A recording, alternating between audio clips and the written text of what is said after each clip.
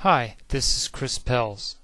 In this video we're going to learn how to integrate tracing in an ASP.NET application. So let's get started by creating a new website, and we'll call this website VB. Now, to enable tracing in an ASP.NET website, you can do it one of two ways. You can either enable it for the entire website by putting some information in the web.config file, or you can enable it on a page-by-page basis. Let's start out by enabling it for our entire website. So we're going to go into web.config, get down to the system.web element, and we're going to add what's called a trace element, and we're going to do page output equals true. What this does is it will add the trace output to the bottom of our web page. We'll also set the enabled attribute to be true to enable tracing, and we're going to set the local only attribute to false, which means that the tracing information will be displayed to any web page. So with that small addition to our web.config, let's start up the default page, which has nothing on it at the moment, and just see what we get. You can see that this provides us with a whole bunch of information on our page. Starting at the top, we have some information on the request, including the ID of the session, date, time, encoding, the type of request, as well as a status code, which is a W3C value, this one indicating success. Then we see the trace information, which goes through all of the events that are fired on our page in order to render it, as well as over here on the right we see this is the delta time from the previous step. So this would be where you get an indication of how long a particular step is taking in rendering your page.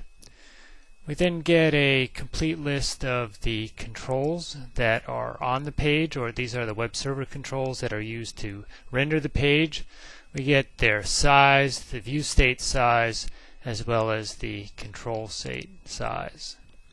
We also would get the session and application state if that was available. Get information on the cookies coming in the request, as well as the cookies for the response. We then see the complete header collection here of all the header values, as well as we see some detail on the response headers, the form collection if values were there, query string, and then lastly we see all of the server variables that came inbound with this page. So that shows you how to do simple tracing on your entire website. Let's take a look at some of the other attributes that we can set here in the web.config file that control the tracing on the website as a whole. One of the other attributes is called the request limit, and this is an integer which indicates how many requests should be stored on the server for tracing. By default it's 10. Let's make it 40 for our website. It can go up to a maximum of 10,000. Then the next attribute that we're going to look at is called most recent, and what most recent does is to indicate whether or not when the request limit is reached, should tracing stop, that would be false, or should tracing continue, which would be most recent equals true. And if it continues, what happens is that the request limit is kind of like a stack, in that the most recent 40 requests would be stored on the server. So let's set this to true. And one of the other attributes that we can set here is called the trace mode, and as you can see it has two options, whether to sort the trace output by category or sort it by time. By default it's sort by time, and let's just stick with that for the moment.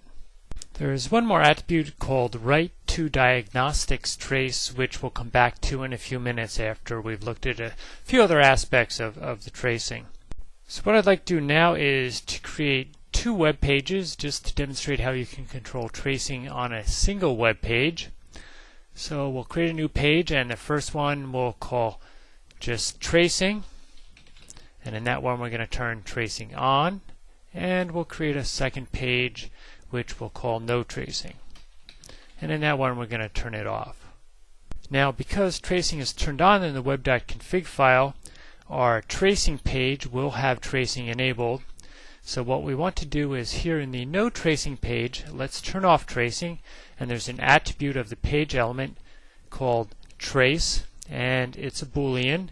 We set it to either true or false, indicating whether or not we want tracing to occur on this page, and since we want tracing to be off, we'll set this to false. One note is that the trace attribute in the page element takes precedence over what's in the web.config file. So in this case, our trace element on the no trace tracing page will turn off tracing. So let's just take a quick look at these two pages to show you what the difference is. First, we'll go to the tracing page and we'll view that in the browser. And this comes up, looks a lot like what we just saw on the default page. It includes all the tracing information. Now if we go to no tracing and we view that one in the browser, you'll see we don't get the tracing information on this page. So that's how you turn tracing on and off in individual pages. You should note that this trace attribute in the page element just turns tracing on and off. The different parameters like the request limit, etc. can only be set in the web.config file for the application as a whole. So now let's look at how we might write some of our own custom trace messages. To do that, I'm going to put a few controls on our tracing page. And we're going to put a few link button controls, and the first one we're going to call a write link. Give it that ID, or run at equals server, and the text of this one will be just write link. And we'll just copy that, and we'll put a second control on the page as well. And this one we're going to call a warning link. So we'll give that, let me just change this. Now let's go to the code in the page behind, and we want to add a event for the page load. And in here we're going to say if is postback. Then we're going to do a select case request form. There we go. And we want to have the event target form variable. And this is just going to allow us to pick up both the warn link and the write link buttons that we created on the page. So we'll say case write link, and we'll do case warn link. And then we'll just do a case else. Throw new argument exception, and we'll just say warning trace, and then we'll throw a new invalid operation exception here, and we'll just put a warning trace. And I see I put warning up here where we should have had write, so let's just put write trace on that one. And then let's just take this from here, and in the else case we'll just put general exception as a message there. And we're just putting some messages in here so we can differentiate where we're landing in these different places. Now what we want to do is to put this in a try catch block. So let's just take the code, put it up here in our try, and we want to first catch an argument exception, and then we want to catch an invalid operation exception in the second one.